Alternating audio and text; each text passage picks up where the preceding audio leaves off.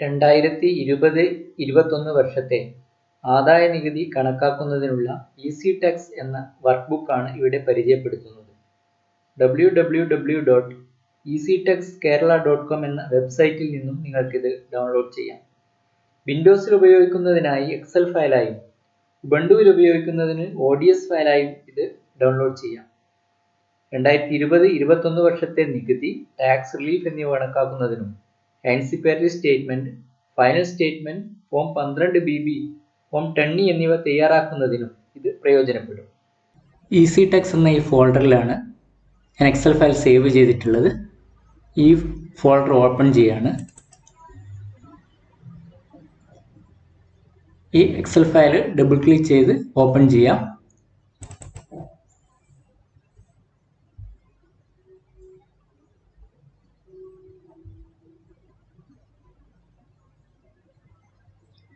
ഒരു protected view എന്ന ഒരു ബാറിൽ കാണാം. അതിലുള്ള എനേബിൾ എഡിറ്റിംഗ് ക്ലിക്ക് ചെയ്യാം.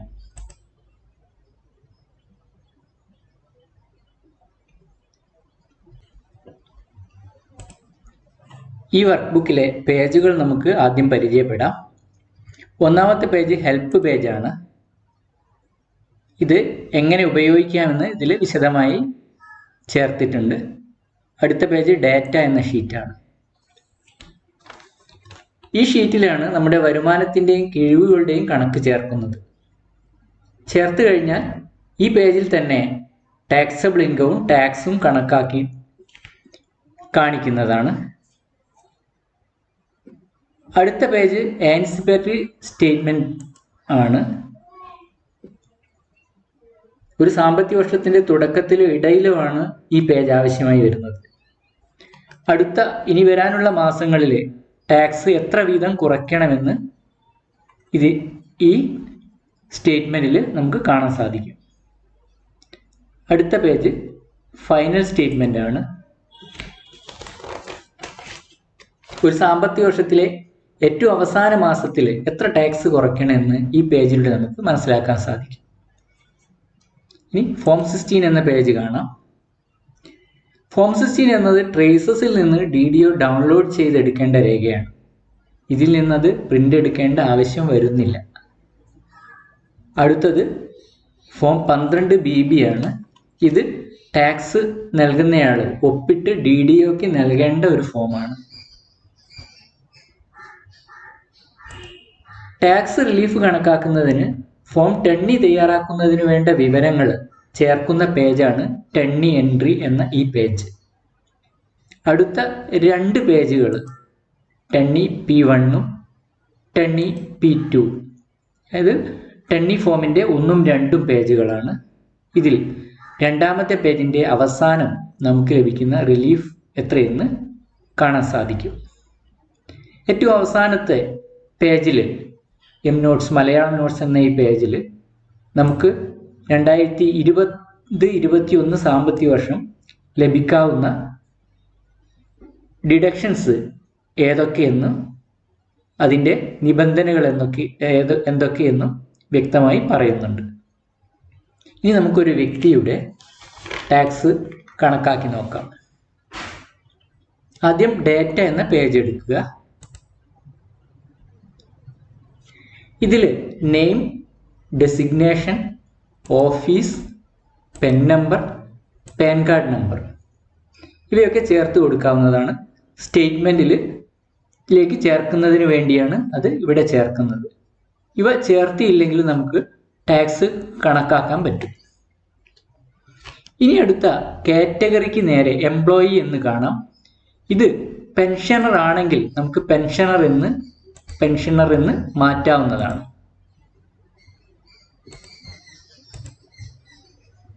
ഇനി ശ്രദ്ധിക്കേണ്ട ഒരു കോളം ഏജ് കാറ്റഗറി ഓഫ് ഡിഡക്റ്റി എന്നതാണ്. ഇവിടെ ബിലോ 60 years എന്ന് നമുക്ക് കാണാൻ സാധിക്കും.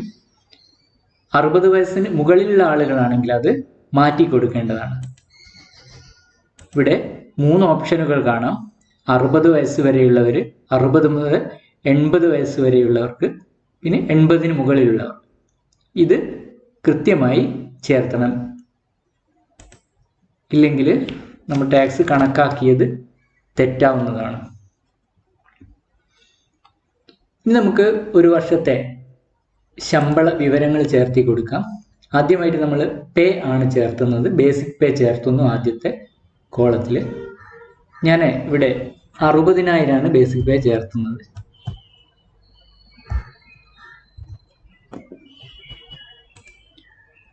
തൊട്ട് താഴെയുള്ള കള്ളികളിൽ അതേ ബേസിക് പേ വന്നതായിട്ട് കാണാം. ഇനി ഇതിൽ വ്യത്യാസമുള്ള മാസങ്ങളിലൊക്കെ നമ്മൾ മാറ്റി കൊടുക്കേണ്ടതായിട്ടുണ്ട്. ഞാനിവിടെ ഇൻക്രിമെൻ്റ് വന്ന തീയതിക്ക് ഞാനിവിടെ 61,500 എന്ന് ചേർത്തു. അടുത്ത കോളം ഡി എ എന്ന കോളാണ്. ഡി എ കോളത്തിൽ ഇപ്പോഴത്തെ നിലവിലുള്ള നിരക്കനുസരിച്ച് ഡി എ കാൽക്കുലേറ്റ് ചെയ്യപ്പെട്ട് വന്നിരിക്കും. ഇതിലെന്തെങ്കിലും വ്യത്യാസമുണ്ടെങ്കിൽ നമുക്ക് ഇവിടെ മാറ്റാൻ സാധിക്കില്ല. ഇതിനു വേണ്ടി നമുക്ക് ഏറ്റവും അവസാനത്തെ ഒരു കോളമുണ്ട്. ഈ കോളത്തിൽ ചേർത്തി കൊടുക്കുന്ന സംഖ്യ ഡി എ കോളത്തിലേക്ക് കടന്നു വരുന്നതാണ്. ഞാനിവിടെ 12,300 എന്ന അവസാന മാസത്തിൽ ഞാൻ 12,300 എന്നെടുത്ത് ഞാൻ 14,000 എന്ന് ചേർത്തുകയാണ്. അത് ആ 14,000 ഇവിടേക്ക് കടന്നു വന്നതായിട്ട് കാണാം. ഇനി HR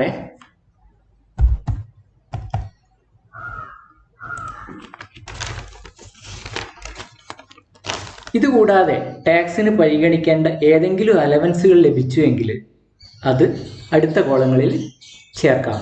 4 കോളങ്ങൾ അതിനായിട്ട് ഇവിടെ വെച്ചിട്ടുണ്ട്. അതിൽ ഏറ്റവും മുകളിൽ നമ്മൾക്ക് ഏത് അലവൻസ് ആണ് എന്ന് കോളം ഹെഡിങ്ങിൽ ടൈപ്പ് ചെയ്ത് ചേർക്കാം. തൊട്ട് താഴെ നമുക്ക് സംഖ്യകളും ചേർക്കാവുന്നതാണ്. ആകെ വരുമാനം നമുക്ക് ഗ്രോസ് സാലറി നമുക്കിവിടെ കാണാം. അത് നമ്മുടെ ബില്ലുമായിട്ടൊക്കെ വേണമെങ്കിൽ നമുക്ക് ഒത്തു നോക്കാവുന്നതാണ്. അടുത്തതായി PF ആണ്. PF കോളത്തിൽ PFിലേക്കുള്ള സബ്സ്ക്രിപ്ഷൻ തുക ചേർക്കാം. ലോണിലേക്കുള്ള തിരിച്ചടവ് കൂട്ടാൻ പാടില്ല. ഇവിടെ ഞാൻ 10,000 ചേർത്തി കൊടുക്കുകയാണ്.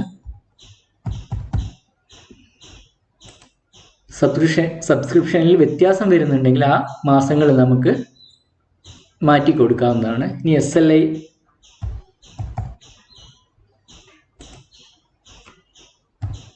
GIS മറ്റേതെങ്കിലും ഡിഡക്ഷൻസ് ഉണ്ടെങ്കിൽ, ശമ്പളത്തിൽ നിന്ന് കുറച്ച ഡിഡക്ഷൻസ് ഉണ്ടെങ്കിൽ നമുക്കതിവിടെ ചേർത്താവുന്നതാണ്. ഞാനിവിടെ FBS ചേർക്കുകയാണ്.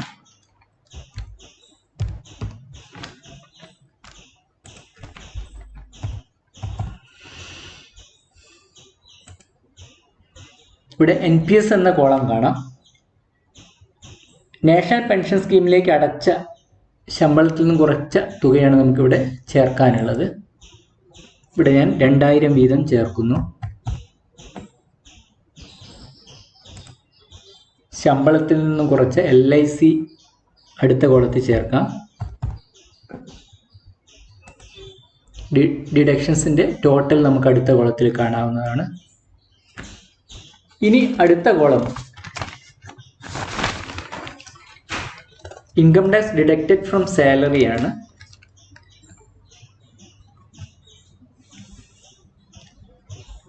ഒരു സാമ്പത്തിക വർഷത്തിൻ്റെ ഇടയിലാണ് നമ്മൾ ഈ സോഫ്റ്റ്വെയർ ഉപയോഗിക്കുന്നതെങ്കിൽ അതുവരെ അടച്ച ടാക്സ് ചേർക്കുന്നതിന് വേണ്ടിയാണ് ഈ കോളമുള്ളത്. ഇതിൽ കഴിഞ്ഞ 6 മാസങ്ങളിൽ ഞാൻ കുറച്ച ടാക്സ് ഞാൻ ചേർത്തുകയാണ്.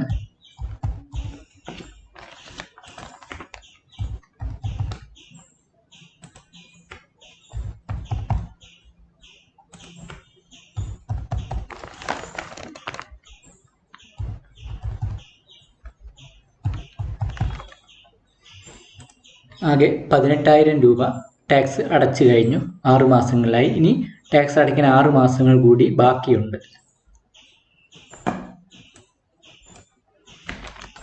ഇനി അടുത്ത കോളം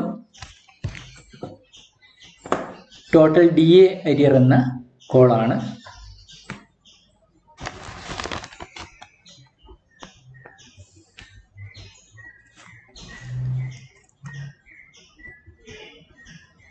ഈ സാമ്പത്തിക വർഷം ആകെ ലഭിച്ച DA അരിയറാണ് നമുക്കിവിടെ ചേർത്താനുള്ളത്.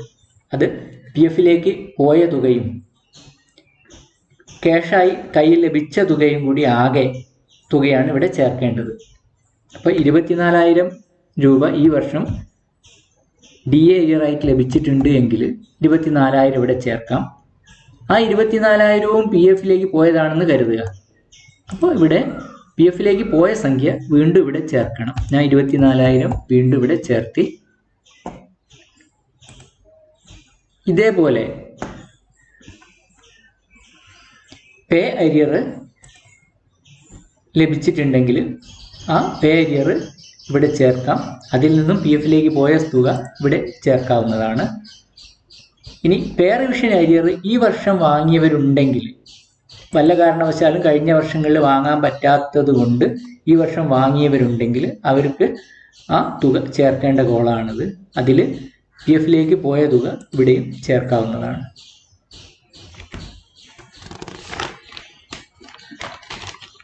ഇനി മറ്റു തരത്തിൽ ലഭിച്ച തുകകളാണ് ഇനി തൊട്ട് താഴത്തേക്ക് ചേർക്കാനുള്ളത്. ആദ്യത്തേത് ലീവ് സറണ്ടർ ആണ്. ലീവ് സറണ്ടർ ഞാൻ 75,300 രൂപ ചേർത്തിയിരിക്കുന്നു. ഫെസ്റ്റിവൽ അലവൻസ് ആണ് അടുത്തത്. അത് 2,750 ചേർത്തി. NPSലേക്ക് ജീവനക്കാരൻ അടച്ച തുകയ്ക്ക് തുല്യമായ തുക തൊഴിൽദാതാവ് അടയ്ക്കണം.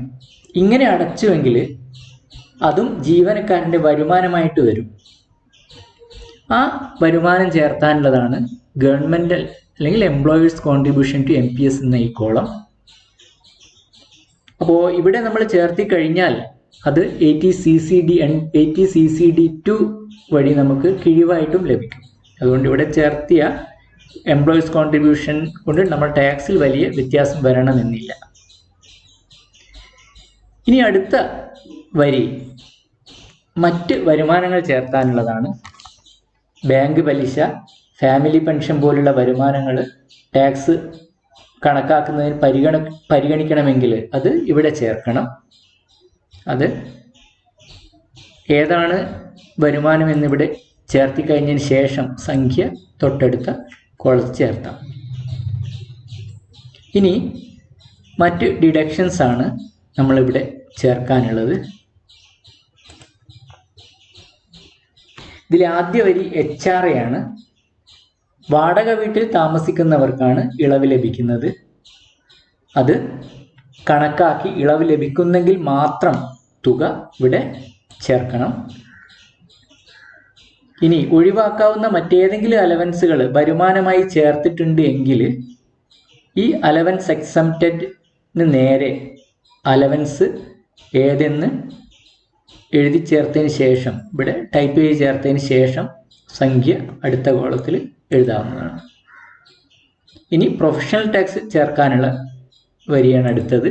ഇവിടെ പ്രൊഫഷണൽ ടാക്സ് 2,500 ചേർത്തിയിരിക്കുന്നു.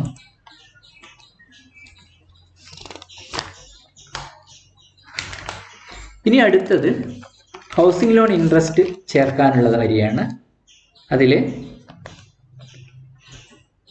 അർഹമായ ഹൗസിംഗ് ലോൺ ഇൻട്രസ്റ്റ് ഇവിടെ ചേർക്കാവുന്നതാണ്.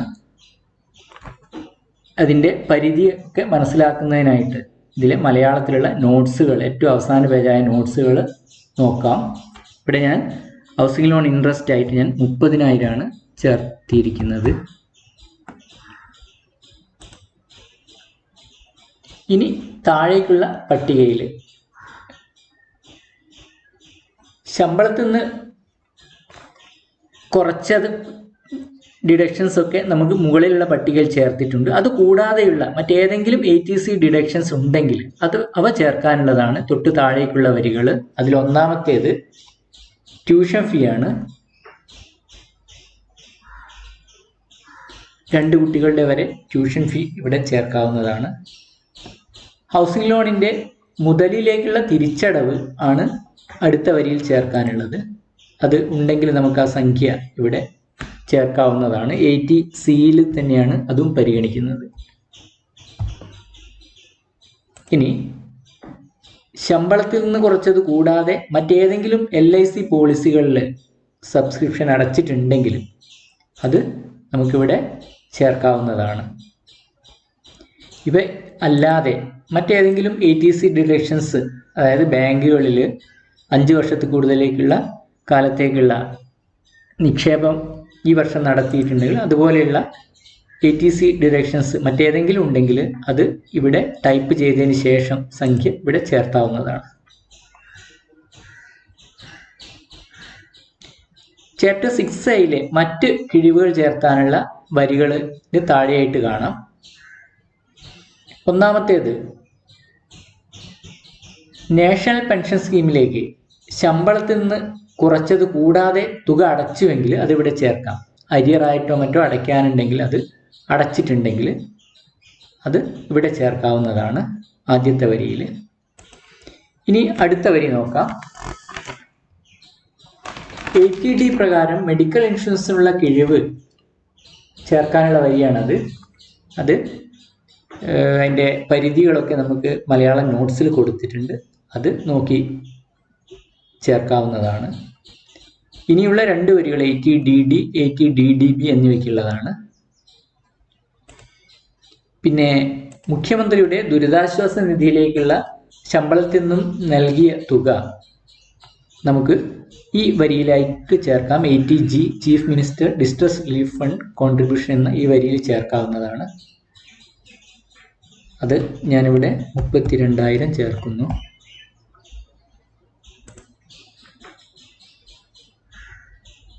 ഇനി ഇതൊന്നും കൂടാതെ മറ്റേതെങ്കിലും 80U 80E പോലെയുള്ള ധാരാളം സെക്ഷൻസ് ഉണ്ട്. അതിൽ പ്രകാരമുള്ള ഏതെങ്കിലും കിഴിവുകൾ ഉണ്ടെങ്കിൽ അത് ഏതാണെന്ന് ഇവിടെ സ്പെസിഫൈ ചെയ്തതിന് ശേഷം അതിൻ്റെ തുക ഇവിടെ ചേർത്തിയാൽ മതി. ഇത്രയും ചെയ്യുന്നതോടുകൂടി നമ്മുടെ ഡാറ്റ നമ്മൾ എൻട്രി ചെയ്ത് കഴിഞ്ഞു. ഇനി നമുക്ക് സ്റ്റേറ്റ്മെൻറ്റ് എടുക്കുകയാണ് വേണ്ടത്. അതിന് നമുക്കിവിടെ 2 തരത്തിലുള്ള ടാക്സബിൾ ഇൻകം കണക്കാക്കി തന്നിട്ടുണ്ടാവും. ഇതിൽ ന്യൂ റെജിം അനുസരിച്ച് ഇവിടെ 10 ലക്ഷത്തിൽ കൂടുതൽ ടാക്സബിൾ ഇൻകം വന്നിട്ടുണ്ട്. ഓൾഡ് റെജിം അനുസരിച്ചിട്ട് 7,11,650 വന്നിട്ടുണ്ട്. ഇത് രണ്ടും ഇങ്ങനെ വ്യത്യാസം വരാൻ കാരണം പുതിയ രീതി അനുസരിച്ച് ഡിഡക്ഷൻസ് ഒന്നും കുറയ്ക്കാതെയാണ് ടാക്സബിൾ ഇൻകം കണക്കാക്കുന്നത്. അതേസമയം പഴയ രീതി അനുസരിച്ച് നമുക്ക് അർഹമായ കിഴിവുകളെല്ലാം കുറച്ച് കൂടാതെ 50,000 സ്റ്റാൻഡേർഡ് ഡിഡക്ഷനും കുറച്ച ശേഷമാണ് ഈ ടാക്സബിൾ ഇൻകം വന്നിരിക്കുന്നത്. ഇത് 2 തരത്തിലുള്ള അതാതിൻ്റെ നിരക്കനുസരിച്ചുള്ള ടാക്സ് ആണ് ഇവിടെ കൊടുത്തിട്ടുള്ളത്. ഇവിടെ ന്യൂ റെജിം അനുസരിച്ച് ടാക്സ് കൂടുതലുണ്ട്. പഴയ രീതി അനുസരിച്ച് കണക്കാക്കുമ്പോൾ 57,000 രൂപയ്ക്കടുത്താണ് ടാക്സ് വന്നിരിക്കുന്നത്. ഇതിൻ്റെ തൊട്ട് മുകളിൽ ഏറ്റവും മുകളിൽ നമുക്ക് 2 തരവും കമ്പയർ ചെയ്തിട്ട് എത്ര ടാക്സ് ബെനഫിറ്റ് പഴയ രീതി അനുസരിച്ച് ടാക്സ് കണക്കുമ്പോൾ ഉണ്ട് എന്ന് നമുക്ക് മനസ്സിലാക്കാം. ഇവിടെ 21,000-ൽ കൂടുതൽ രൂപ പഴയ രീതി അനുസരിച്ച് കണക്കാക്കുമ്പോൾ മെച്ചമുണ്ട്. ഇനി നമുക്ക് ആവശ്യമുള്ള പേജുകൾ പ്രിൻ്റ് എടുക്കാം. ഒരു സാമ്പത്തിക വർഷത്തിൻ്റെ തുടക്കത്തിലോ അല്ലെങ്കിൽ മധ്യത്തിലോ ആണ് നമ്മൾ ഇത് തയ്യാറാക്കുന്നതെങ്കിൽ നമുക്ക് ആൻറ്റിസിപ്പേറ്ററി സ്റ്റേറ്റ്മെൻ്റ് ആണ് പ്രിൻ്റ് എടുക്കേണ്ടത്. അതിൽ ഏറ്റവും താഴെ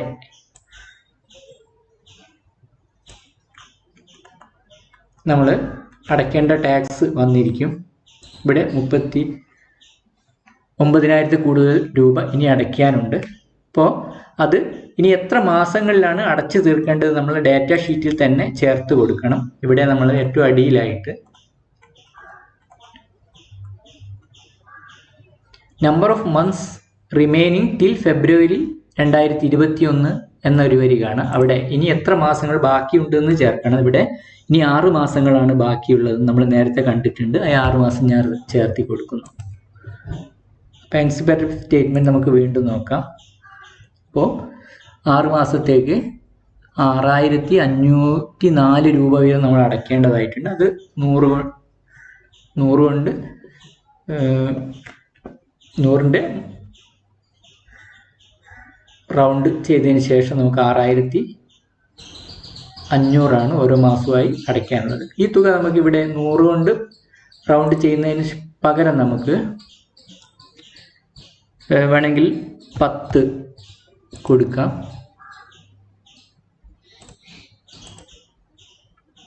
അപ്പോൾ ഇവിടെ തുക 6500 തന്നെയാണ്. വേണമെങ്കിൽ 1000 ആക്കി മാറ്റി കൊടുക്കാം.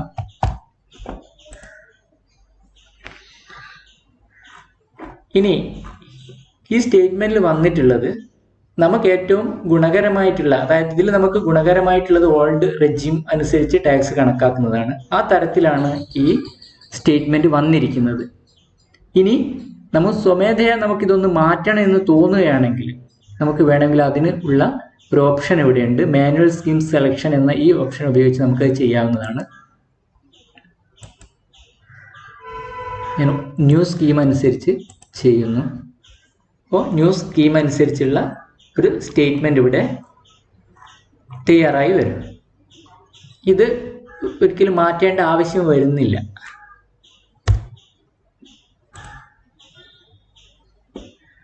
ഇനി അടുത്തത് ഫൈനൽ സ്റ്റേറ്റ്മെന്റ് ആണ്. സാമ്പത്തിക വർഷത്തിന്റെ അവസാനമാണ് നമ്മൾ ടാക്സ് കണക്കാക്കാൻ വേണ്ടി ഈ വർക്ക് ഷീറ്റ് ഉപയോഗിക്കുന്നതെങ്കിൽ അതിൻ്റെ ഏറ്റവും അവസാന ഭാഗത്ത് നമുക്ക് കാണുന്ന തുക നമ്മൾ അവസാന മാസത്തിൽ കുറയ്ക്കേണ്ടതായിട്ട് വരും. ഇവിടെ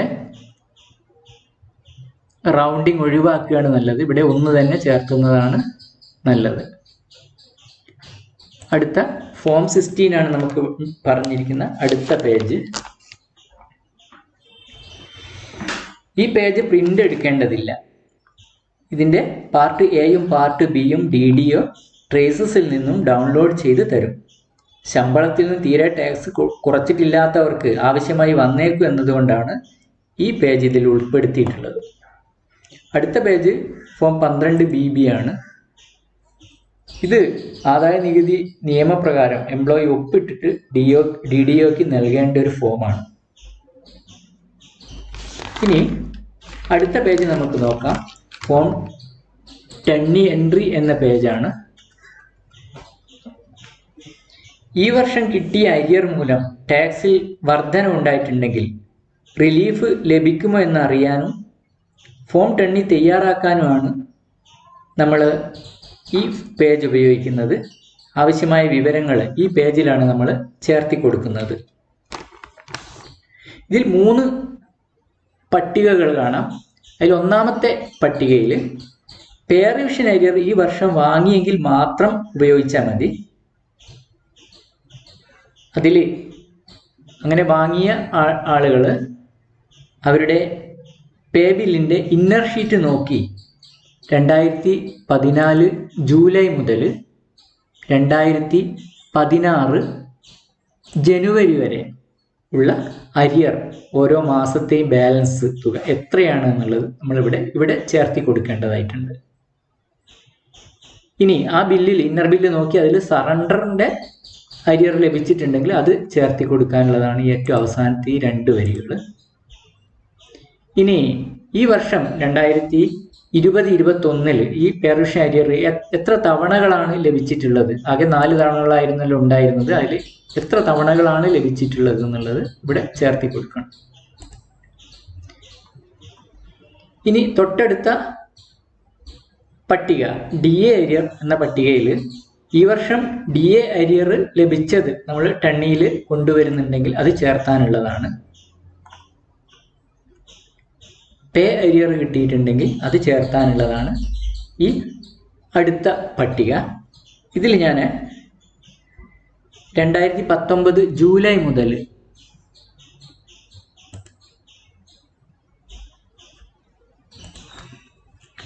4000 രൂപ വീതം അരിയർ ലഭിച്ചു എന്ന് ചേർത്തുകയാണ്.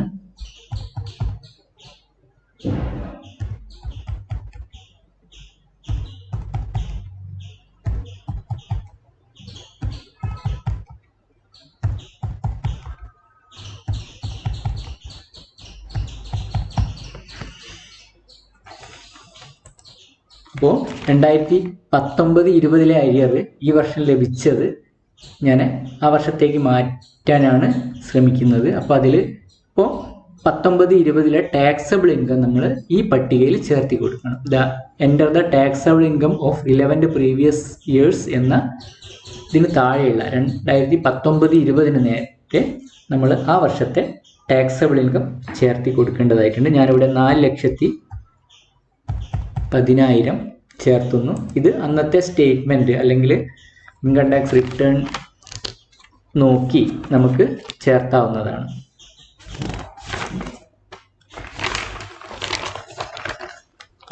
അപ്പോൾ എൻട്രിയിൽ നമ്മൾ ആവശ്യമായ വിവരങ്ങളൊക്കെ ചേർത്തി കഴിഞ്ഞു. ഇനി നമുക്ക് അടുത്ത പേജ് നോക്കാം. ഈ പേജിൽ നമ്മൾ എംപ്ലോയിയുടെ വീട്ട് അഡ്രസ്സ് ഇവിടെ ചേർത്തേണ്ടതായിട്ടുണ്ട്. പേര് നമുക്ക് ചേർത്താൻ സാധിക്കില്ല. അത് ഒന്നാമത്തെ പേജിൽ ചേർത്തിയ പേര് ഇങ്ങോട്ട് കടന്നു വരുന്നതാണ്. ഇനി പേജ് 2 നമുക്കിവിടെ എത്ര രൂപയാണ് റിലീഫ് ലഭിക്കുന്നതെന്ന് ഇവിടെ കാണാൻ സാധിക്കും. ഇവിടെ 6,656 രൂപ ഈ കേസിൽ റിലീഫായിട്ട് ലഭിക്കും. ഈ റിലീഫ് നമുക്ക് ആൻസിപ്പേറ്ററി സ്റ്റേറ്റ്മെൻറ്റിലേക്ക് കടന്നു വന്നതായിട്ട് കാണാൻ പറ്റും.